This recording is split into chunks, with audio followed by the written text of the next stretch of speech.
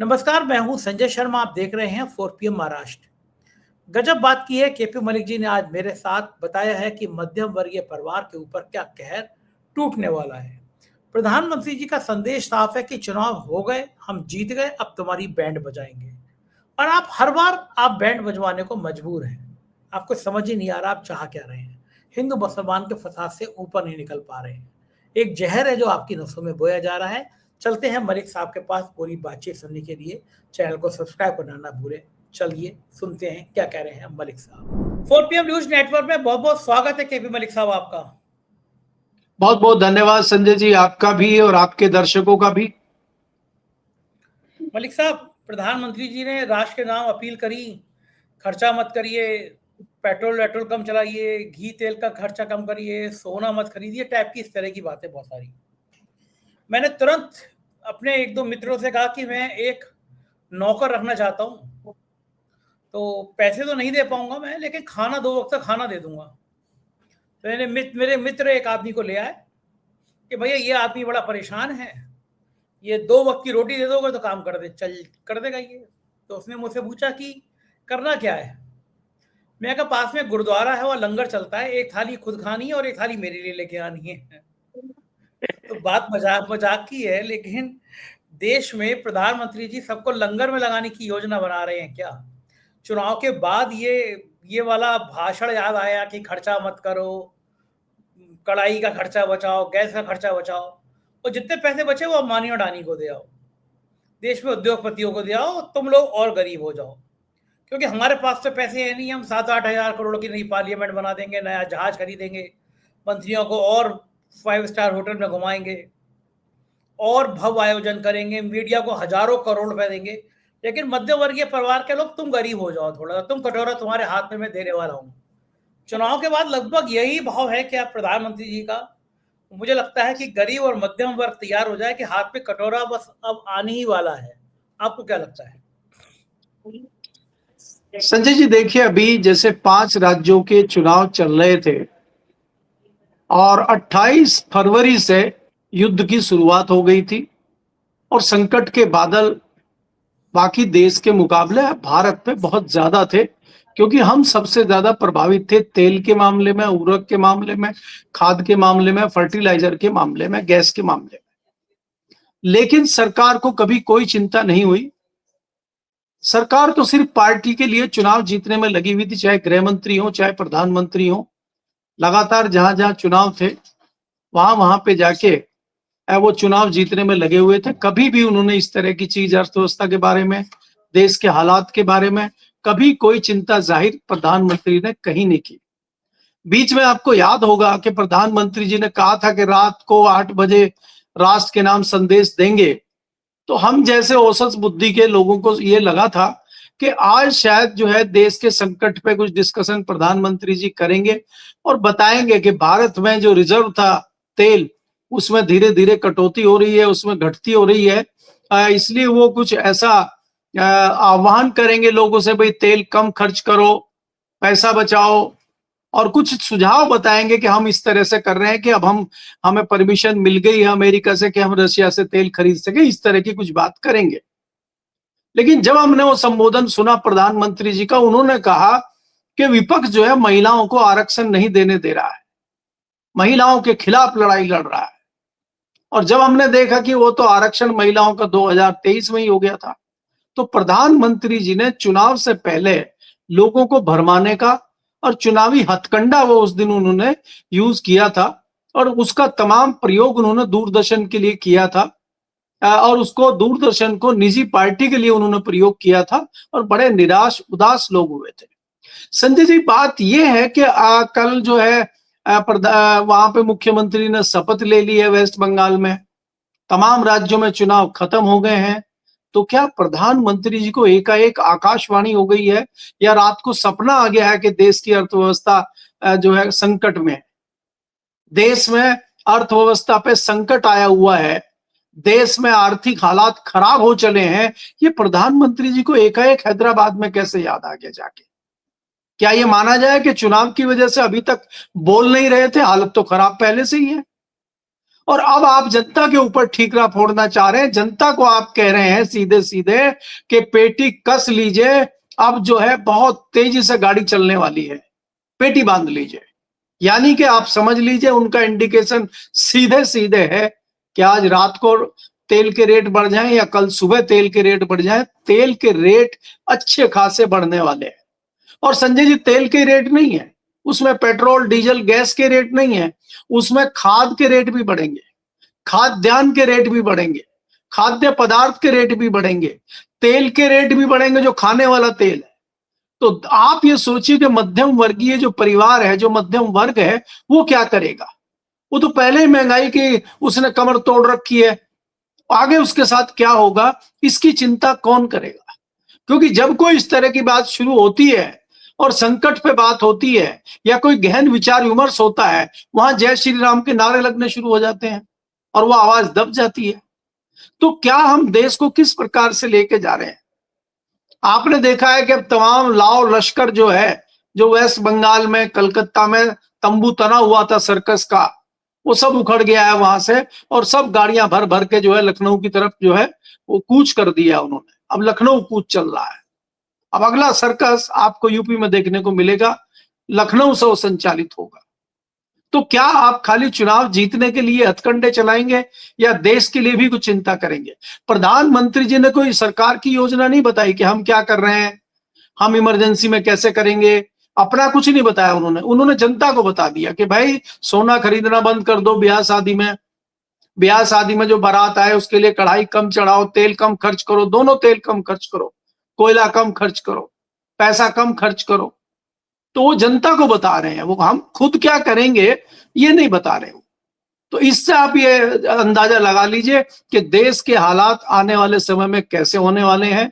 और जो रेट बढ़ेंगे, देखिए अगर तेल के रेट संजय जी बढ़ेंगे तो बाकी चीजों के रेट स्वतः बढ़ जाएंगे, क्योंकि जैसे ही ट्रांसपोर्ट के रेट बढ़ेंगे, जैसे ही निर्यात के रेट बढ़ेंगे, आयात के रेट बढ़ेंगे, तो बाकी चीजों के रेट अपने आप बढ़ जाएंगे। और देश में मध्यम वर्गीय के ऊपर सबसे ज्यादा दबाव पड़ेगा। जो सबसे गरीब है वो तो 5 किलो राशन चल ही रहा है, उसको तो चिंता है नहीं, और बाकी जो ऊपर वाले हैं उनको वैसे चिंता नहीं है। अब जो मध्यम वर्ग है वो पीसेगा अभी। जी मलिक साहब, मुझे बड़ा तरस आता है इस मध्यम वर्गीय परिवार पर। कोरोना में अस्पताल नहीं थे, अस्पताल थे, बेड नहीं थे, बेड थे, दवाएं नहीं थी, लोगों को जलाने के लिए चिताएं नहीं थी, ऑक्सीजन नहीं थी, इतना बुरा हाल था पूरे देश का। लेकिन मध्यम वर्गीय परिवार से विश्वगुरु जी ने अपील करी कि बालकोनी में आ जाओ, लाइटें जलाओ, थाली बजाओ, ताली बजाओ। सब बेचारे वही करने लगे, गोबर से नहाओ, गोबर से लेप करो, गाय का मूत्र पियो, जो कह रहे थे वो सब कर रहे थे। मध्यम वर्गीय परिवार इनको भगवान विष्णु का अवतार बता रहे थे। और देश में अगर किसी की बैंड सबसे ज्यादा बजाई है प्रधानमंत्री जी ने, तो वो मध्यम वर्गीय परिवार की बजाई है। मध्यम वर्गीय परिवार की हालत वैसी है जो गांव में कहावत की जाती है, गरीब की जोरू सबकी भौजाई। उनको लगता है ये मध्यम वर्गीय परिवार कहाँ जाएगा, ये तो हमने भगवान राम का मंदिर बनवा दिया, हमने अब्दुल की चूड़ी टाइट कर दी, इसी बात से खुश होगा। सोसाइटी के अंकल आंटियां प्रचार करते रहेंगे और ये इसी बात से खुश रहेगा। अब मुझे लगता है कि जो संदेश है उसका मतलब भाव यही निकल रहा है कि दोबारा से मध्यम वर्गीय परिवार की बैंड बजने जा रही है। तो ये देश का मध्यम वर्गीय परिवार कब तक ये लात सहेगा? अभी भी उतने भाव विभोर रहेगा। कलकत्ता में जिता देगा सरकार को, असम में जिता देगा सरकार को, और सरकार लगेगी ये तो मूर्ख है, ये तो बस केवल हम शरणार्थियों को भगा देंगे, हम घुसपैठियों को भगा देंगे, ऐसी बातों में बनते रहेंगे। इनके ऊपर कितना भी बोझा लाद दो, ये गधे की तरह बोझा लादते रहेंगे। आज गधे के नाम पे खबर याद आई कि गधे भी डायनासोर की तरह विलुप्त होते जा रहे हैं, उनकी प्रजाति खत्म होती जा रही है। लेकिन मुझे लगता है कि देश में तो गधों की संख्या बढ़ती चली जा रही है। आपका क्या मानना है, मध्यम वर्गीय परिवार की अभी कितनी और बैंड बजनी बाकी है? नहीं, देखिए संजय जी, अगर आप देखें मध्यम वर्गीय हो और चाहे निम्न वर्गीय हो, कमर सबकी टूटी हुई है। लेकिन आप ये देखिए कि सरकार, अगर पिछले मोटा मोटी हम 10 साल उठा लें, पिछले 10 साल में सरकार ने कौन सा ऐसा कार्य किया है जिससे मध्यम वर्गीय थोड़ा मजबूत हो? मुझे तो कोई चीज दिखाई देती नहीं है। भारतीय जनता पार्टी की सरकार ने, इन्हीं प्रधानमंत्री ने कहा था कि 2 करोड़ रोजगार हर साल देंगे, 2 लाख भी नहीं दिए इन्होंने। अभी आपने देखा 2 दिन पहले पटना में किस प्रकार से लाठीचार्ज किया है, जो युवा बेरोजगार थे, जो नौकरी मांग रहे थे। तो जो रोजगार मांगते हैं उनको लठ देते हैं और वही पुलिस लठ पिलाती है उनको। तो ये काम यहाँ पे मध्यवर्गीय के साथ कर रहे हैं। दूसरी चीज संजय जी, आप जब जांच करते हैं और किसी भी चीज का विश्लेषण करते हैं, तथ्यों को देखते हैं, आज ही मैं देख रहा था, मैं एक आर्टिकल लिख रहा हूं कि देश में लगभग 70,000 से ज्यादा स्कूल कंप्लीट बंद हो चुके हैं। हजारों बच्चे स्कूलों से बाहर हो चुके हैं। 14,000 बच्चे सुसाइड कर चुके हैं, जिनको स्कूल छूट गया है जिनका। आप ये सोचिए कि स्कूल आप धीरे धीरे बंद करते जा रहे हैं, निजी स्कूलों को आप बढ़ावा देते जा रहे हैं। ये तो छोटे स्कूल का हाल है। अब अगर बड़े जो संस्थान है, डिग्री जहां से मिलती है, वो युवा डिग्री ले रहे हैं, मोटा जो है बैंक से लोन लेके डिग्रियां लेते हैं और वो डिग्री हिलाते घूम रहे हैं, कहीं उनको नौकरी मिल नहीं रही है और बैंक ब्याज के लिए जो है घर पे आना शुरू कर दिया है। वो दो तरफा फंस गए हैं। इस डिग्री का क्या करें, रोजगार मिल नहीं रहा और बैंक अपना लोन वापस मांग रहा है। तो ये हालत देश में मध्यम वर्गीय की है, युवाओं की है, क्योंकि मध्यम वर्गीय व्यक्ति ये सोचता है कि मैं अपनी बाकी चीजों में कटौती कर लूं, लेकिन बच्चे को तो पढ़ा लूं, कम से कम वो अपने पैरों पर खड़ा हो जाए और बखत जरूरत में जब हम भी बूढ़े हो जाएंगे तो हमारी भी ये जो है कुछ सेवा पानी करेगा, अगर कुछ कमाएगा तो। लेकिन जब इस तरह के हालात बन जाते हैं कि बच्चे को नौकरी नहीं मिलती है, तो वो फिर क्या करे? इस पर सरकार को कोई चिंता नहीं है। आप अगर पिछले 10 साल में देखें, कोई भी सरकारी संस्थान एजुकेशन का, सरकारी संस्थान हेल्थ का या दूसरे किसी सब्जेक्ट का सरकारी संस्थान नहीं बना है, निजी संस्थान बन रहे हैं। आप सारे स्कूलों को बड़े बड़े पूंजीपतियों को दे रहे हैं, सरकारी स्कूलों को आप बंद कर दे रहे हैं या मर्ज कर दे रहे हैं दूसरों में। तो इससे मध्यम वर्गीय कहां जाएगा? मध्यम वर्गीय का ध्यान भटकाने के लिए आप जो है उसको धार्मिक उन्माद में फंसाए हुए हैं, धार्मिक अनुष्ठान में फंसाए हुए हैं। अभी आपने जिक्र किया कि कोविड में जब हालात बेकाबू हो गए, तब इन्होंने कहा कि बालकोनी में आके टॉर्च जलाइए, बालकोनी में आके थाली और ताली बजाइए। तो इसके मायने आप समझते हैं इससे क्या होगा कोरोना में, जब महामारी चल रही है? तो आज भी प्रधानमंत्री जी ने जिस प्रकार से कहा है, मैंने आपको पहले ही कहा कि उन्होंने अपनी तरफ से कोई समाधान नहीं बताया। उन्होंने कहा भाई आप तो अपनी तैयारी कर लीजिए, हमारे हाथ में कुछ नहीं है, हमने तो आपको बता दिया परिस्थितियां खराब होने वाली हैं, तो अपनी कुर्सी की पेटी कस लीजिए। उन्होंने तो बता दिया है, अब करना नहीं करना आपको है। अब ऐसे में आप देखेंगे कि जो धरातल पे हालात होंगे, वो हालात कैसे होंगे। पहले ही जो युवा और बेरोजगार और जो निम्न वर्ग परेशान है, वो क्या करेगा?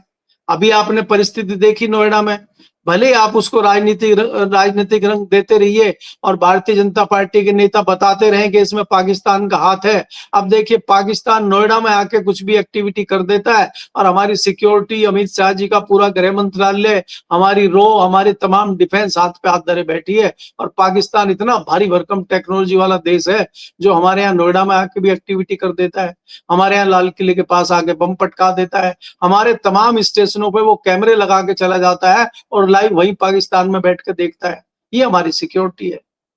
तो इसलिए देश में जिस प्रकार के हालात चल रहे हैं, मुझे नहीं लगता कि चुनाव जीतने के अलावा भारतीय जनता पार्टी कुछ कर रही है। आपने देखा कितना हास्यास्पद था, प्रधानमंत्री जी की वीडियो चल रही है, जो माननीय मुख्यमंत्री बने हैं वेस्ट बंगाल के, 2016 की वो शारदा घोटाले की सीढ़ी उनकी चल रही है और वो प्रधानमंत्री जी एक्टिंग कर करके बता रहे हैं कि जेब में ऐसा पैसा रख लेते थे और चेहरा बड़ा मासूम था उनका। वो मासूम चेहरा कैसे हो गया? जैसे कीचड़ लपेटा उसके ऊपर और नहलाया, उनको कमल ऐसे खिल गया, उनका चेहरा कमल की तरह खिल गया वॉशिंग मशीन में से निकलते।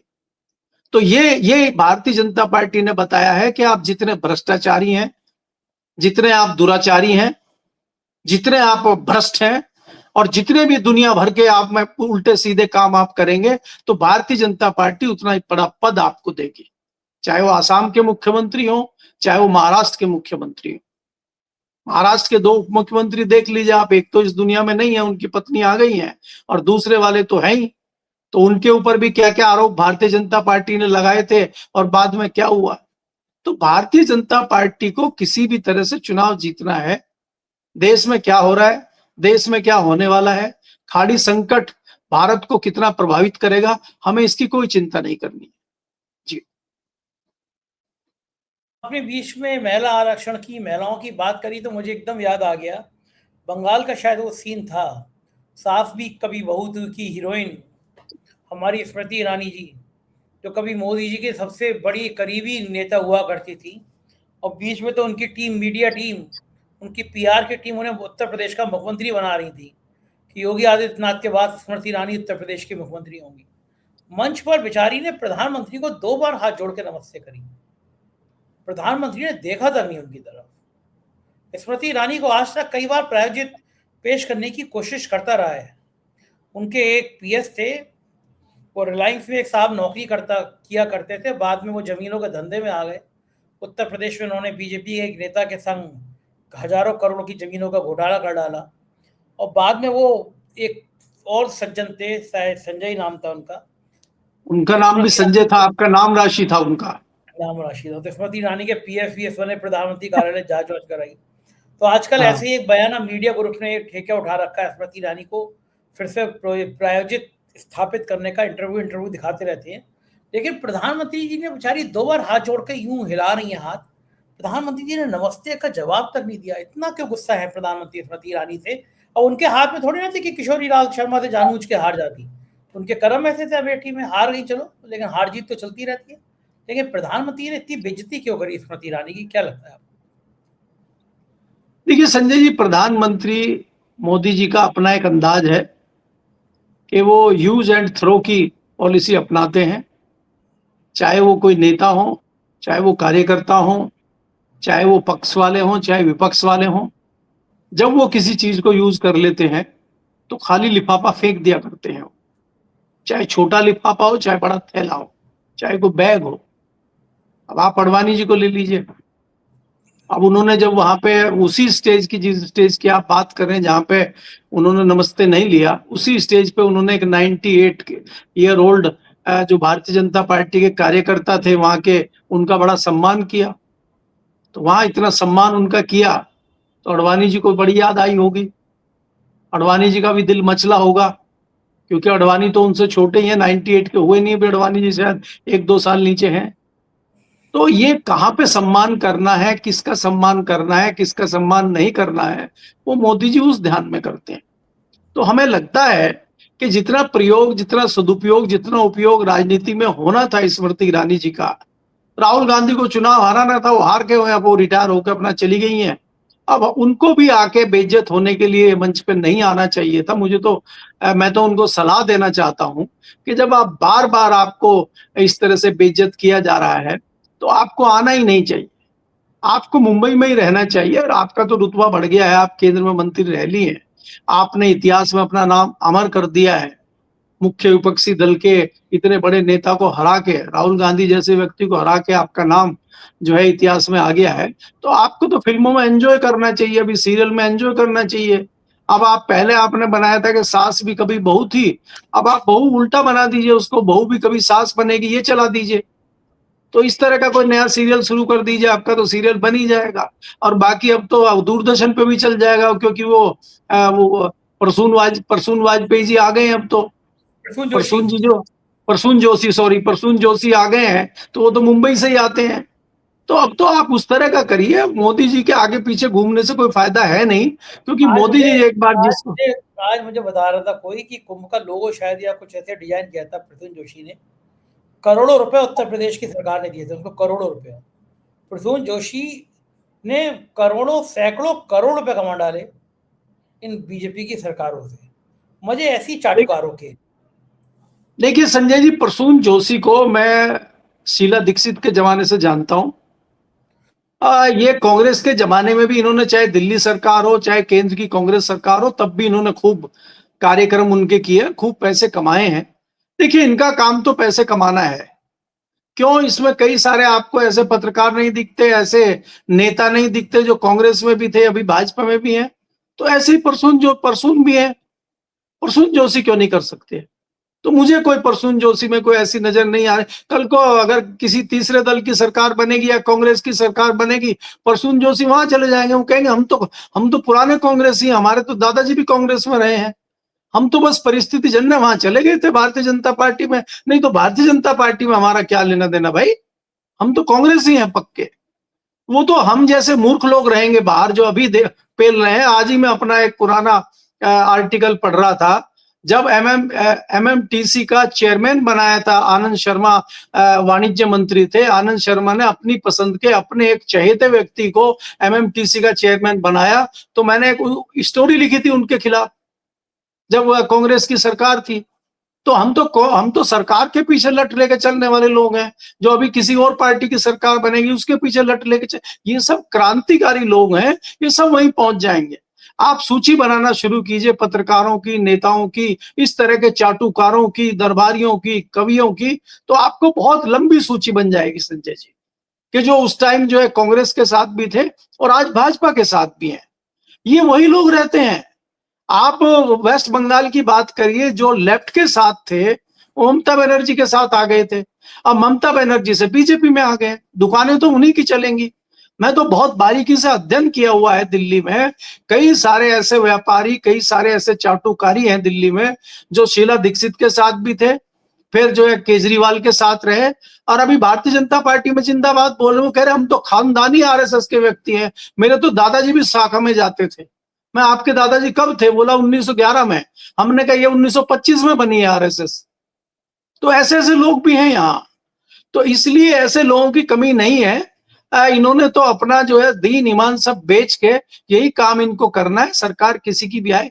अरे भाई, भारतीय जनता पार्टी में आपको ऐसे लोग नहीं दिख रहे हैं क्या, जिन्होंने देश के लिए लड़ाई लड़ी, चाहे वो झांसी की रानी हो, चाहे भगत सिंह हो, चाहे आपके बहादुर शाह जफर हो, उनके परिवारों का क्या हाल हुआ, कहां है उनके परिवार? और झांसी की बराबर में ही एक बड़ी रियासत है जिन्होंने मुखबरी भी की थी शायद झांसी की रानी की, उनकी रियासत का क्या हाल है? वो मुगलों के जमाने में कहां थे, अंग्रेजों के जमाने में कहां थे, कांग्रेस के जमाने में कहां थे, भाजपा के जमाने में कहां है, और कल जो जमाना आएगा उसमें कहां रहेंगे? तो इसका अंदाजा आप बखूबी लगा लीजिए। तो इसलिए ऐसे लोगों को कोई दिक्कत होने वाली नहीं है। हम और आप चर्चा प्रसून जोशी की करें, बाकी लोगों की करें, करते रहिए। प्रसून जोशी जी अभी 2 दिन पहले एक प्रोग्राम में आए थे, उनका पहला प्रोग्राम था दूरदर्शन का वो, और उस प्रोग्राम में उन्होंने कहा कि देखिए हम लोग तो कलम वाले लोग हैं, लिखने पढ़ने वाले लोग हैं, आलसी लोग हैं, हम फालतू जगह जाते नहीं है, हम तो लिखते पढ़ते रहते हैं। हमने सबसे पहले भाग मिल्खा भाग लिखी थी और हमें शीला जी ने आमंत्रित कर लिया था, अब यहाँ पे लिख देंगे कुछ ना कुछ, हमारा लिखने पढ़ने का काम है, और क्या करें हम बताइए। तो वो कथा पहले जो है, पहले कविताएं, राग दरबारी और वो सारी चीजें पहले पिछली सरकार के लिए लिख रहे थे, अब राजा बदल गया है तो इस राजा के लिए लिख रहे हैं। देखिए वो तो संजय जी वो है कि राजा ने कहा ये रात है, तो उन्होंने कहा हाँ हाँ रात है, और ये सुबह सुबह की बात है। बहुत अच्छी तो राजा को खुश रखना है ना भाई। राजा चंद सिक्के, तभी राजा की तारीफ करोगे तभी तो चंद सिक्के उछालेगा, तभी तो हम पकड़ेंगे सिक्कों को ऐसे, तो हमें तो सिक्के पकड़ दे। राजा ने कहा रात है, रानी ने कहा रात है, संतरी ने कहा रात है, मंत्री ने कहा रात है। ये अलग बात है कि ये सुबह सुबह की बात है। बाकी में ठीक है, प्रसन्न जैसे लोग ही जिंदाबाद रहते हैं। एक सोशल मीडिया पे आज दिन भर एक चर्चा खबर सुर्खियों में रही, और वो रही हीरो विजय की। राहुल गांधी और विजय की जोड़ी ने ऐसी मिर्ची लगाई कि सारी खबरें छोटी पड़ गई, और फिर सोशल मीडिया से वो वीडियो हटने लगे जिसमें राहुल गांधी और विजय थे। क्या सोशल मीडिया पूरी तरह से, इंस्टाग्राम हो, फेसबुक हो, यूट्यूब हो, ट्विटर हो, एक्स हो, ये सब क्या सरकार के इशारे पे काम करेगा? संजय जी, ये बहुत ही गंभीर और गहन विषय आपने छेड़ दिया है। मैं आपको ये बता दूं कि जो वो लड़का आया है वो नया लड़का है, राजनीति से उसका कोई लेना देना नहीं है। जिस जोशो खरोश के साथ वो आया है और जिस वर्ग से वो आता है, उसने अपना आते ही जो है अपना चरित्र दिखा दिया। उसने शपथ पूरी नहीं होने दी, उसने जो जो वायदे किए थे उन वायदों को पूरा किया। 200 जो है यूनिट बिजली फ्री और ये फ्री, वो सब उसने कर दिया। मैं आज बहुत विचार इस बात पे किया है कि 2 तरह के मुख्यमंत्रियों ने शपथ ली है जो घोषित भ्रष्टाचारी हैं। आप देख लीजिए भाई, प्रधानमंत्री खुद उनको घोषित भ्रष्टाचारी बता रहे थे जो बंगाल के मुख्यमंत्री बने हैं। और दूसरे इस प्रकार के लोग मुख्यमंत्री बनना शुरू हो गए हैं, तो देश में एक इस प्रकार की लड़ाई आने वाले समय में होने जा रही है, राजनीतिक लड़ाई, कि दो तरह के लोग होंगे। एक विजय की तरह के लोग होंगे और एक जो है वेस्ट बंगाल के और आसाम के मुख्यमंत्री की तरह के लोग होंगे और इनकी राजनीतिक लड़ाई होगी। उसके बाद अब आप जब देखेंगे मुख्यमंत्रियों की लिस्ट उठा के, वो आप एक एक लिस्ट उठाते चले जाइए। राजस्थान की उठा लीजिए, उड़ीसा की उठा लीजिए, हरियाणा की उठा लीजिए, मध्य प्रदेश की उठा लीजिए, गुजरात की उठा लीजिए, उत्तराखंड की उठा लीजिए, आप उठा लीजिए। तो जब इस तरह की राजनीतिक लड़ाई होगी तो इनका क्या हाल होगा और ये जनता कैसे पकड़ेगी इनको, उसकी कल्पना संजय जी करिए। क्योंकि ये एक शुरुआत है, ये एक नई राजनीति की शुरुआत भारत में हो रही है और राहुल गांधी ने ये बहुत अच्छा पैंतरा चला है। परंपरागत राजनीति, कभी डीएमके बन गया, कभी ये डीएमके बन गया, ये जो नाटक चल रहा था, ये नाटक समाप्त होना बहुत जरूरी था। और संजय जी आप एक चीज और मत भूलिए, अगर परिस्थितियां विजय वाली बनती हैं और एक न एक दिन आ जाए, 10 साल बाद आए, 20 साल बाद आए, 47 में तो मोदी जी कह ही रहे हैं 47 में तो आ ही जाएगा, और राहुल गांधी भी शायद जिंदा रहेंगे 47 तक, तो 47 में आ जाए। तो अगर एक युवा प्रधानमंत्री देश का बनता है और विजय जैसे मुख्यमंत्री उसकी टीम में होते हैं तो देश में एक बड़ा बदलाव होगा और इस तरह के लोगों को सजा भी मिलेगी। अब मैं इसीलिए आपको कह रहा हूं कि उसकी कोई टाइम की सीमा नहीं है, वो 2 साल में हो जाए, 4 साल में हो जाए, 10 साल में हो जाए, लेकिन इस तरह की चीजों को आप देखेंगे क्योंकि हर चीज की एक लिमिट है।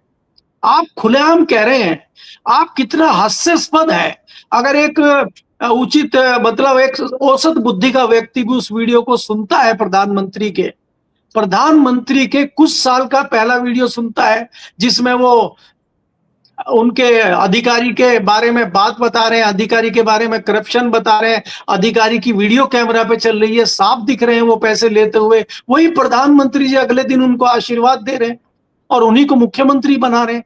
तो क्या आम आदमी इस पर थोड़ा विचार विमर्श करेगा कि नहीं करेगा? ममता बनर्जी को अलग छोड़ दीजिए, आप भारतीय जनता पार्टी के लोगों को अलग छोड़ दीजिए, सबको अलग छोड़ दीजिए, लेकिन ये प्रधानमंत्री को और अधिकारी जी को, शुभेंदु अधिकारी जी के बारे में आम जनमानस विचार करेगा कि नहीं करेगा? वो किसी भी पक्ष का हो, भारतीय जनता पार्टी का भी जो कार्यकर्ता होगा एक बार को तो वो कहेगा यार बात गले नहीं उतर रही है। क्या भारतीय जनता पार्टी में ऐसे लोगों की कमी है या ऐसे लोगों का टोटा है कि जो भारतीय जनता पार्टी में कोई पद ना संभाल सके और भारतीय जनता पार्टी में कोई नैतिकता वाला, कोई ईमानदार व्यक्ति ना हो? वही निकल जाएगा वेस्ट बंगाल में। जब वेस्ट बंगाल में आपके पास 98 साल का कार्यकर्ता है, जब वेस्ट बंगाल में कैडर है, भले ही कम लोग हैं लेकिन भारतीय जनता पार्टी के लोग तो वहां हैं, इससे अच्छा तो आप मिथुन चक्रवर्ती को ही बना देते, किसी तीसरे व्यक्ति को बना देते। तो आपने इसी को क्यों बनाया है? तो इस पर जनता कभी ना कभी विचार करेगी, आज नहीं करेगी तो कुछ महीनों के बाद करेगी। तो इसलिए मैं कह रहा हूं ये बहुत गंभीर विषय है और ये धीरे धीरे पकेगा और ये हो सकता है कि जिस तरह के हालात हम कह रहे हैं, मोदी जी जिसकी खुद चिंता कर रहे हैं अर्थव्यवस्था की, कहीं ये हालात जल्दी ना बन जाए।